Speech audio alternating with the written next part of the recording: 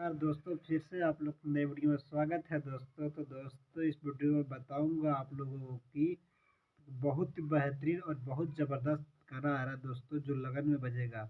उस गाने का नाम है चौकी के बैना। इस गाने को गाए हैं नीलकमल सिंह दोस्तों और शिल्पी राज ने। काफ़ी बेहतरीन और ज़बरदस्त गाना है दोस्तों। इस गाने को 27 मार्च को रिलीज़ किया जा रहा है दोस्तों, और यह गाना स्पीड भोजपुरी चैनल पर रिलीज किया जाएगा दोस्तों। इस गाने में जो एक्ट्रेस काम किया है दोस्तों, उनका नाम है दिव्या राल्हान। काफ़ी बेहतरीन और काफ़ी सुंदर एक्ट्रेस है दोस्तों।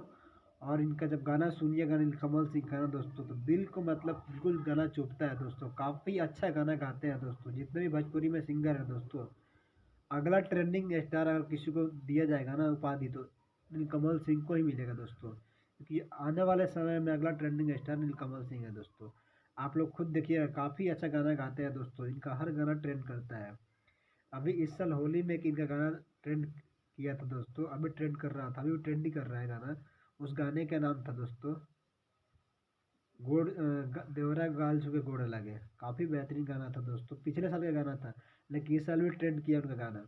और एक फिर एक अपने लगन में बजने वाला गाना लाए हैं दोस्तों नीलकमल सिंह, जिस गाने का नाम है चौकी के बैना। उस गाने को लिखे हैं दोस्तों आशुतोष तिवारी दोस्तों।